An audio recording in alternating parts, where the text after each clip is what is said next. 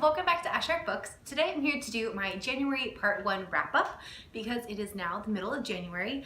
I am also going to mention one book that I read at the end of December that I haven't talked about yet because I didn't actually do a December month wrap-up at the end because I only read like one or two books, but I did want to mention it in this wrap-up. So let's get started.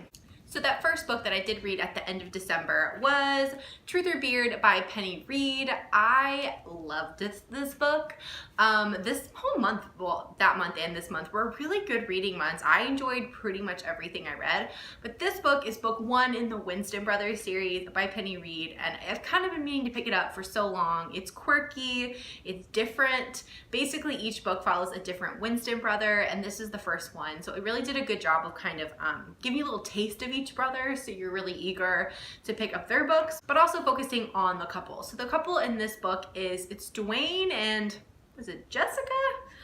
I'm getting a little fuzzy on our girl's name just because it was a little while ago I read it, but regardless, basically Dwayne is a twin, and I'm gonna call her Jessica, has always grown up thinking she was kind of in love with his twin brother because he was always kind of the polite, gentlemanly one. He didn't really cause a ruckus or anything. So there might be a bit of mistaken identity at the beginning of this book that leads her to think maybe she actually has feelings for Dwayne after all.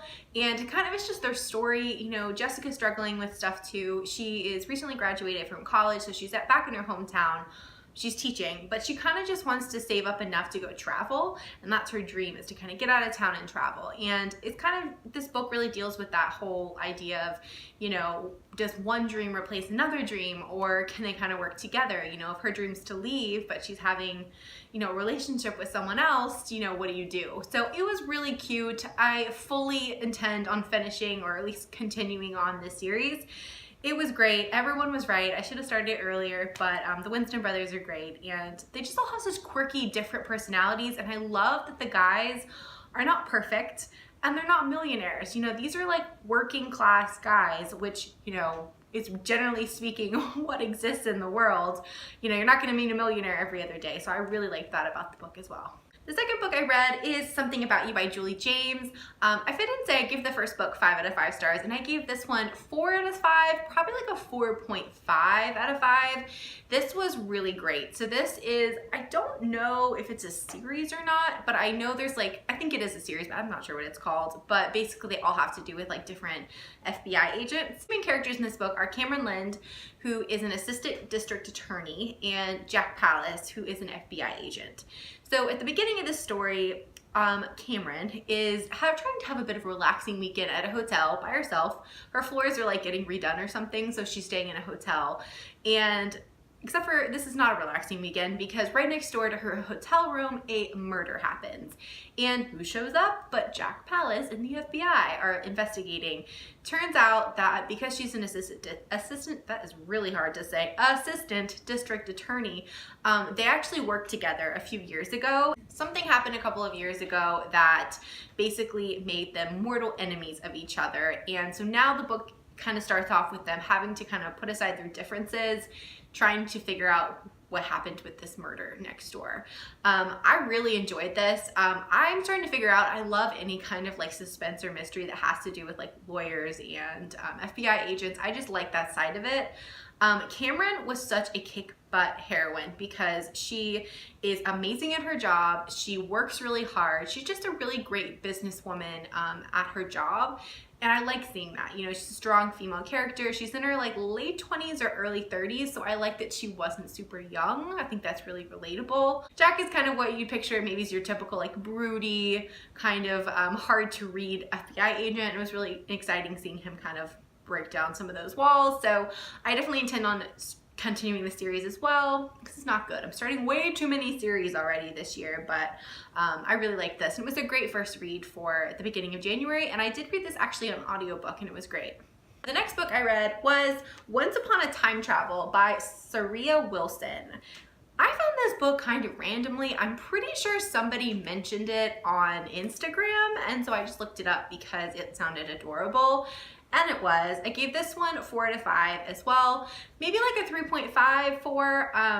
It was very cute. It wasn't maybe the best book I've ever read, but it was definitely what I wanted. So this story starts off with our main character working in a museum, but it's an old family estate in England. So it used to be someone's family home, but now it's a museum and she works there. And at the beginning of the book, she goes into this like closet and there's like a note with some weird writing on it that she reads and a outfit from the 1800s that she puts on. And what do you know? She time travels back to 1800.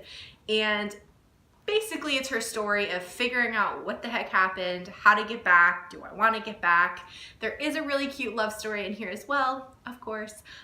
So those are always interesting in time travel romances because, you know, it's always the, do I go back to the future? Do I stay here? I'll let you guys read to figure that out. But if you're looking for something just really sweet, very cute, very low on the steam factor, but just a really good story, definitely recommend this one. It was a fun story and I definitely want to check out more from this author. The last two books I'm going to talk about are from the same author, and that's Penelope Douglas.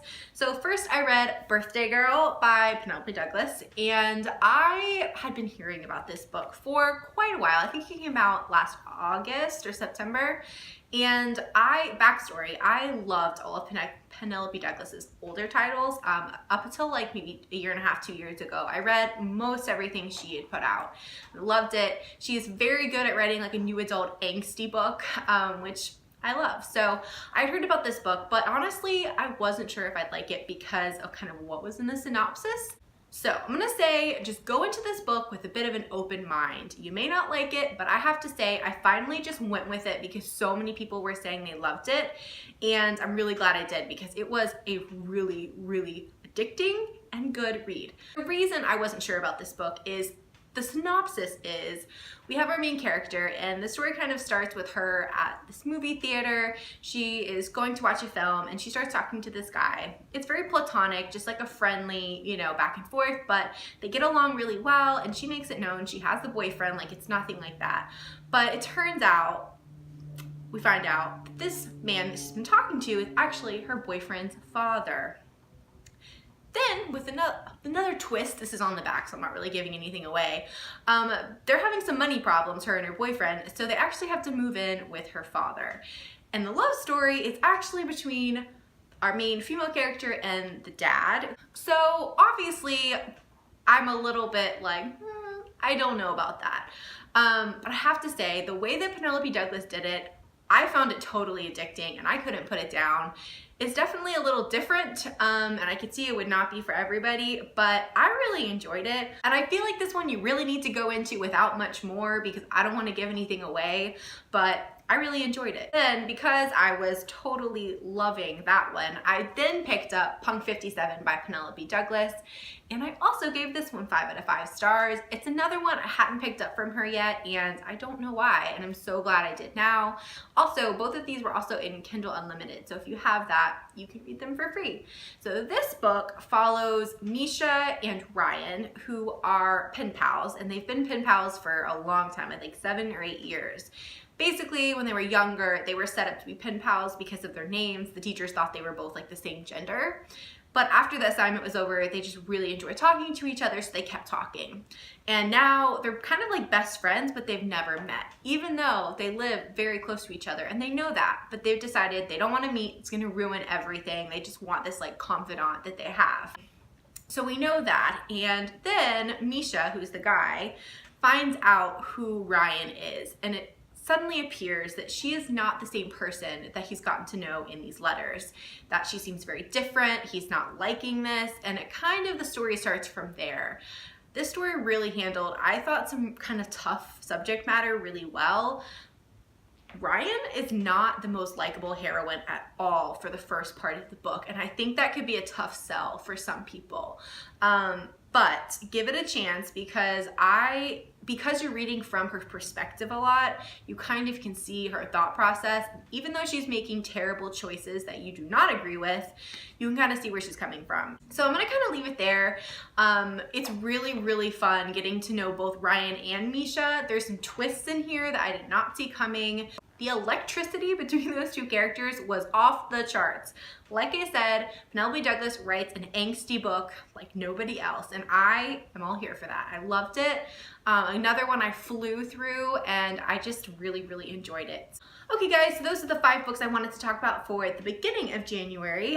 Let me know what you guys are reading. Have you read any of these? What are your feelings on them? Did you like them? Did you not? Just let me know down below. I would love to chat about them.